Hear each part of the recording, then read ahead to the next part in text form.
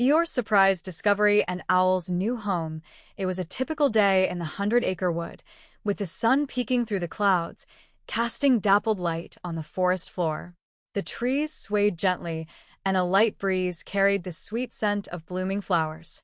All the animals were going about their usual business. Pooh was in search of honey. Piglet was gathering acorns, and Tigger was bouncing, of course. But one animal in particular was feeling a bit down, even more so than usual. Eeyore, the old gray donkey, was slowly trudging through the forest, his head hanging low. Well, he muttered to himself, just another day. Not much to look forward to. Same old forest, same old trees. No one would miss me if I weren't here. Not that it matters.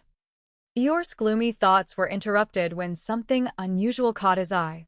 There, hidden behind a large thicket of brambles, was a peculiar-looking house, one he had never seen before. It was a little crooked, with a roof made of twigs and branches, and a door that seemed far too small for any of the forest creatures. Eeyore mused, his ears twitching slightly. That's odd. Didn't know there was a house here. Maybe it's been abandoned, like everything else in my life. Curiosity, which didn't often strike Eeyore, got the better of him. He shuffled closer to inspect the house. As he neared, he noticed a sign hanging crookedly over the door. In faded letters it read, "The Wallery." A perfect fit for Owl. Eeyore stood in front of the house for a moment, pondering. Seems like the kind of place Owl would like, he muttered. All fancy and important sounding. Wallery probably means something clever, though I wouldn't know. Not my kind of thing. Just then, Piglet came scurrying by, his tiny paws carrying a basket of freshly gathered acorns. Oh, hello, Eeyore. Piglet squeaked. What are you doing here? Eeyore looked down at the little piglet. Just thinking, he said in his slow, thoughtful voice. Found this house. Looks like it could be Owl's new home. Piglet's eyes widened as he looked up at the Wallery. Oh, it does look like something Owl would love. We should go tell him.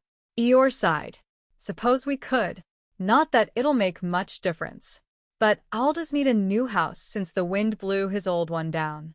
Piglet nodded eagerly, and together, they made their way to Owl's temporary home, a hollowed-out tree that wasn't nearly as grand as the house Eeyore had found. Owl's grand move when they arrived.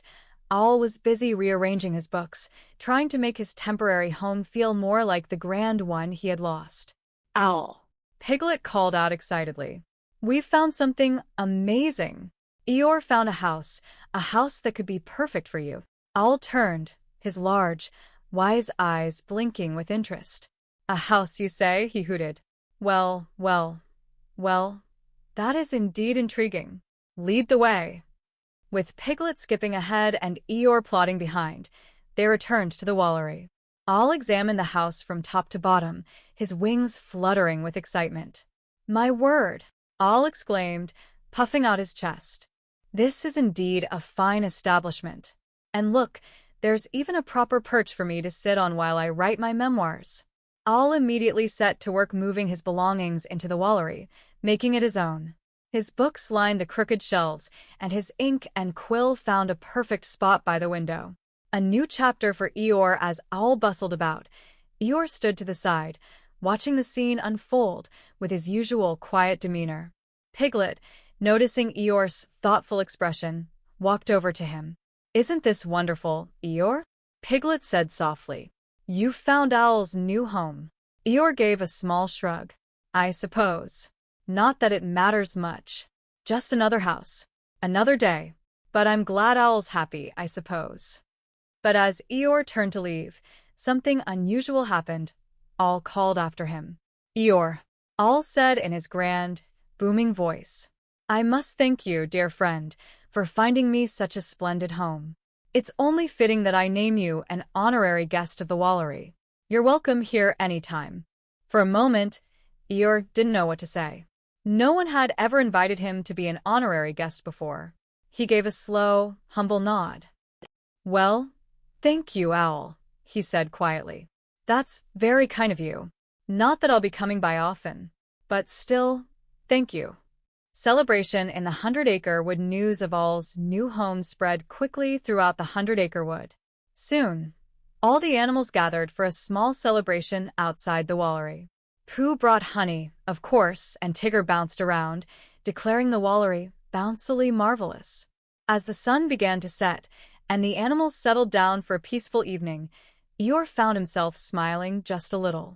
It wasn't much, and it didn't last long, but for Eeyore it was enough. He had found something special, a new home for Owl, and in the process, he had reminded himself that even a gloomy old donkey could make a difference. And so, as the stars twinkled above the 100-acre wood, Eeyore lay down beneath a tree and whispered to himself, "Maybe things aren't so bad after all."